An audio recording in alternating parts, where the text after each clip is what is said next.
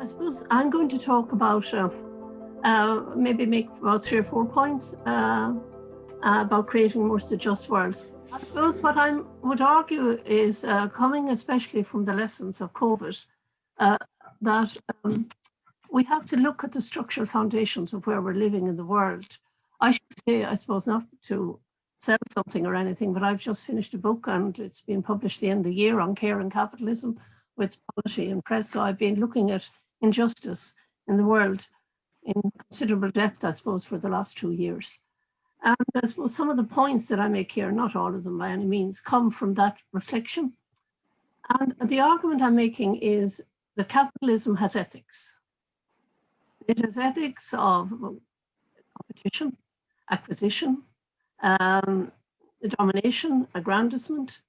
It is not without ethics. And I think if we don't have an alternative concept of ethic and social justice and care, we are in a very challenging situation because we need to address that problem. Of course, there are political and economic issues as well, but I'm just going to focus on this now.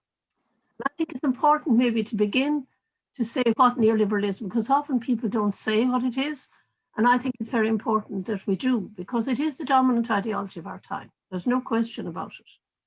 And it is linked to liberalism, which I can't go into here, and it's profoundly anti-egalitarian. It is not to say that war or injustice or sexism or racism are the preserve of capitalism. They're not. The point I make is that it builds on pre-existing hierarchies, exacerbates them, and increases the inequality, as we'll see even from a few statistics I'll give about COVID. But it's not just an analytical framework, it is a moral framework. And I think that's rarely said about capitalism, that it is a moral framework as well. For example, it prescribes a very diminutive role for the state, except in insofar as it protects profit-led businesses. State intervention, especially under neoliberalism, is discouraged. The focus on having a small, cheap state and the privatization of public services and goods. And that isn't just true in Western world, it's true throughout the world. Take Pakistan, for example, which is an interesting country, which had a national education system in 1974, it introduced it. Now there has been a massive privatization of even primary and second level education, with the resulting consequence that the middle classes and people who are well off can afford better education, and you don't have the same universal system that we have become accustomed to, especially for primary education. And finally, by this idea that the human being can be liberated through their entrepreneurial skills, creating political and psychological conditions for profit making. Strong private property, free markets, and so-called free trade, which is really trade between the rich, which dominate the terms of trade. And I think what's significant about it, and this had huge impact in terms of COVID and how it worked out, moving public services in the private for-profit sector is an agenda of neoliberalism, including healthcare, childcare, elder care, and of course, health is already a globalized market. There's a huge market in globalized healthcare, as there is, we know from the care chain, as there is in childcare. And what's happening is things are being corporatized. What were human goods and what are human services are being turned into for-profit businesses. Because the whole history around that, I don't have time to explain it here, but it arrives at the fact there is no money to be made off as much now in the Western world, for want of a better word, is not a manufacturing world with the exception of Germany and Europe. And it has turned to privatizing what are essentially human-based services in order to make profit. The point is, of course, that most nation states are not in control of global capital at all. And they are under pressure, as Ireland and many Western countries is to, Britain particularly has done this, to privatize their public services, like the privatization of prisons running from on a commercial basis in the United States and increasingly in Britain, for example. Higher education is on, as anybody is following CETA or particularly was following TTIP, knows that one of the goals of TTIP was, in fact, to globalize and commercialize higher education. So what I'm saying is there is an ideological struggle that we have to engage in if we want to challenge the ethics that underpin injustice under capitalism. because ideals such as commoning, degrowth, are presented as naive and simplistic. And that is an ideological struggle. If you are to present an alternative, you have to fight for it.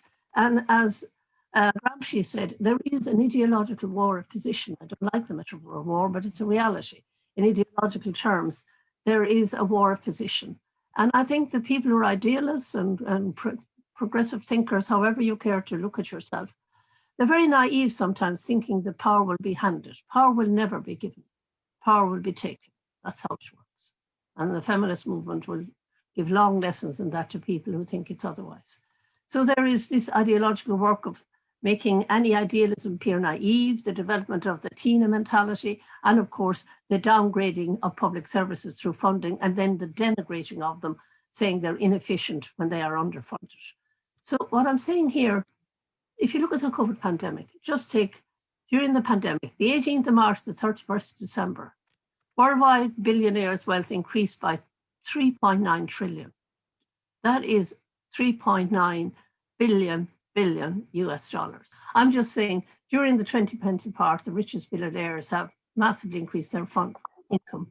10 richest people have an income which is far in excess of the GNP of the Irish economy. So I'm saying here, who suffered? Well, the people who suffered most were poorest in Ireland, among them travellers, which are very high. I'm sure that Martin would speak about that. And of course, old people, because there is the dispensability of old people, and as particularly old people who live in nursing homes, which in Ireland are completely, almost increasingly commercialised. 80% of them now are run as private for-profit businesses. So I'm saying to you that things matter to people. Oh, I've done a lot of research on care relations, most recently, big study on higher education and people, conflict between their working lives, their personal lives, their care lives, including the care of the environment. And these things matter to people, including the care of non-human animals. But care is silenced as a political issue. There's no nomenclature for it as an ethics. And what happens is, in the pandemic, we saw those who were lack of care ended up in death and illness.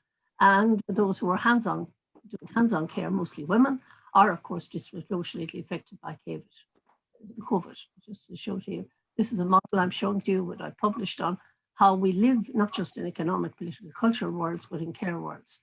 Primary care, secondary care, and the tertiary care sphere of solidarity. It's a model of the world.